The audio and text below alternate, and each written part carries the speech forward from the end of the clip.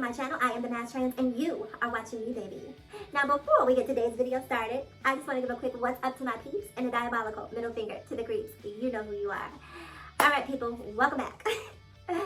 I made a video earlier today talking about the incident that happened out in LA at the Wee Spa, and I got some very interesting comments, and I just wanted to come back really quickly and just sort of touch on those. So before I touch on those comments, let me say this. The impetus for me to create this channel, even if you go to my channel and read the banner, it says trans and cis positivity, right?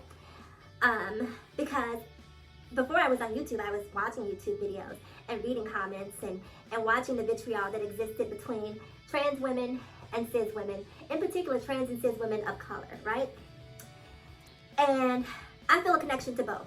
I am a trans woman, I am a woman of color, and so I feel an allegiance on both sides. When I step out the house, right, and go about my business, whether it's to the store, to run errands, when society sees me, they don't see a trans woman, they see a black woman, right? And that is how I move about the world as a woman of color.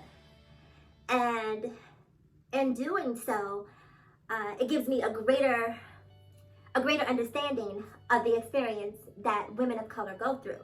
Now, some women of color, because I was assigned a different gender at birth, may discount those experiences, right? Say, well, you're not a real woman, you know, you can't bleed once a month, you know, all of the things that people have said. Now, I do apologize for being vulgar, but these are the things that we hear as trans women. And no, I cannot give birth. I cannot have children. That is a reality, but there are a lot of cisgender women who are not able to either, and that does not in any way, shape, or form diminish them as women, right?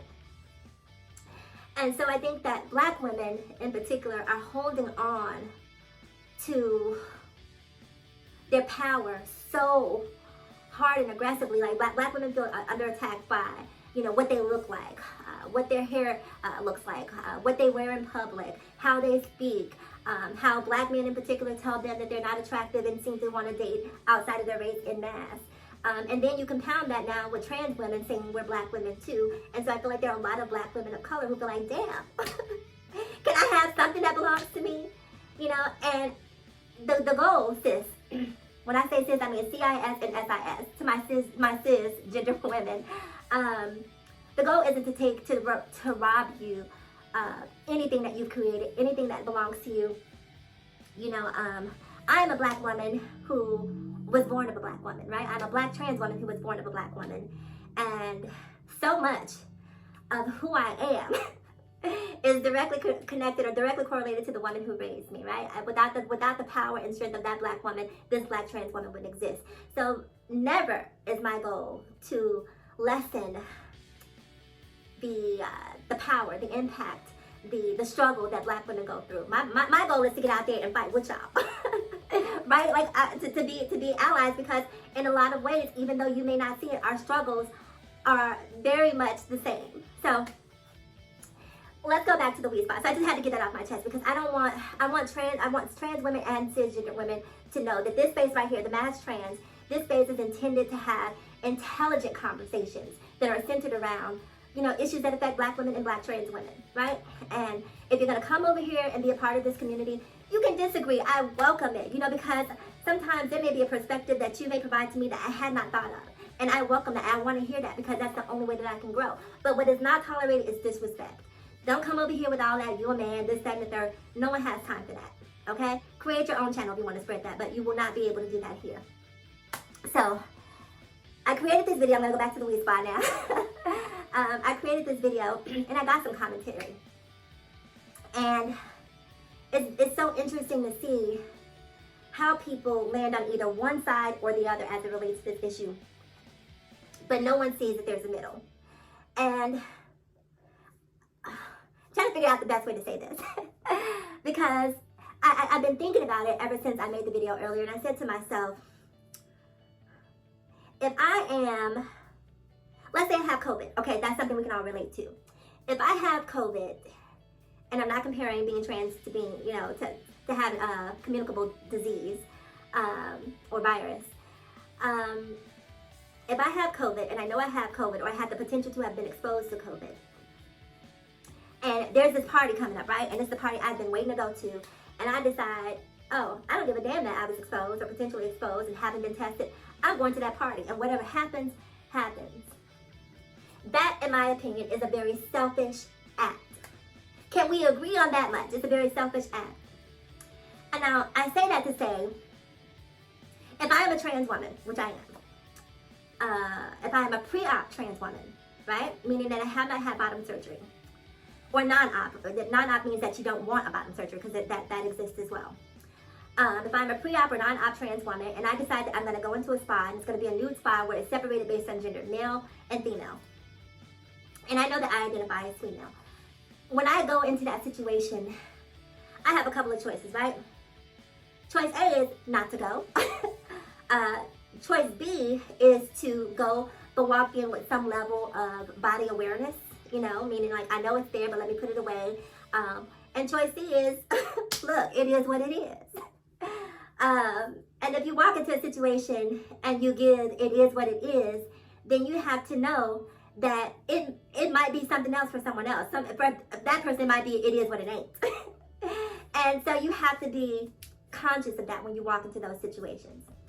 I say that to say, for this trans woman to go into this space with no regard to how other people may perceive her presence there, in my opinion, is somewhat selfish. Go ahead and follow. Go ahead, press the thumbs down button. Do whatever you feel compelled to do. But that's how I feel. I feel like it's somewhat selfish. Now, does she have a right to do that? Absolutely. You have a right to move about the world as you choose. And I have a right to choose to not be around that if I choose. So if you go into that space as a trans woman and you know that the way you present in your entirety may not be the norm for a lot of people, I feel like that's a selfish thing to do. I'm sorry. You know, it's not like a bathroom where, you know, there's been this whole bathroom debate where you go into the bathroom, you close the door, you have your privacy, and no one has to see what's between your legs. But when you go into a spa, and you know that, you know, there's some anatomical incongruency happening, you're putting yourself in a very compromising position, and you're putting the other people around you in a compromising position. Now, on the flip side of that, the woman in the video, I don't like the way she handled it. But see, I don't like using that word transphobic, right? Because disagreeing with something doesn't necessarily make you transphobic. You can disagree and not have a phobia of. But the way she communicated, the way she disrespected, the way she tried to embarrass this person's genitalia, I think was in poor taste. And speaking as a person of color, I think that we as people of color should be more conscious of how we discriminate against other people, right? Whether it's LGBTQIA or whatever. I think we could be a little bit more sensitive and a little bit more conscious of how we discriminate. But what prompted me to make this video is one of my watchers left a comment, and she was talking about sexual trauma and sexual trauma associated with the penis and how that could be a trigger for some women who may be in that environment. And I never really thought about that. I didn't think about that. You know, and it's a very profound perspective that, you know, I'm like, wow, you know, that wasn't even in my consideration. But what if the woman that happened to be in the spa was intersex? And intersex basically means that you're born with both genitalia. What if that were the case? How do you handle that conversation? If the person was born cisgendered, and sometimes when a person is, born intersex, and sometimes when a person is born intersex, the family will make the decision in terms of what they believe the birth gender should be, and that may not align with how that person identifies as they develop and grow into adulthood. And so when that happens, if a person is intersex and they're in that environment, do we go ballistic? Do we pull out the camera and film and embarrass and shame a person who this is how they were born? So this topic is so nuanced, right? There are just so many levels to it that, in spite of me disagreeing with the way that woman responded, I can understand why she responded that way. I know, let me take that back. I can't understand why she responded that way, but I can certainly understand why she would have a very visceral response to seeing that and how that could be traumatizing or jarring and uncomfortable, right? So whether you agree with the trans woman, whether you agree with the woman who filmed it, the bottom line is that there is no right or wrong, in my opinion, in terms of this particular situation. The answer to this is how do we coexist, right? How do we find a happy medium that allows this trans person to live and feel free and be themselves, but also have the cisgendered woman who doesn't want her personal space infringed on or compromised in some sort of way, however she might perceive it. What is the happy medium? Do we create a third space? Do we create a gender neutral space where both men and women and those who are non-gender conforming or transgender can utilize that space? I don't really know what the answers are. But I know that when you think about both perspectives, before you side with the trans woman and before you side with the cisgendered woman, I think that you need to challenge yourself to see it from the other person's perspective. And I think that the moment that you start to see it outside of what you've been taught and what you believe, that's where understanding is born. Okay? So I think I made my point. I'm really curious to hear what you guys have to say once again about this, because I just think that this is just such an important topic and such an important conversation, and one that something meaningful can come from this. Hopefully someone out there will take away something that gives them a greater compassion or greater empathy for someone outside of themselves.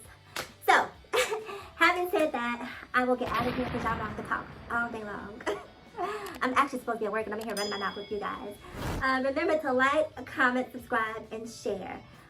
Ask yourself this question: why be bitter when you can be better? I am the Masked Trans, and I will talk to you guys again in my next video. Mwah. Stay safe.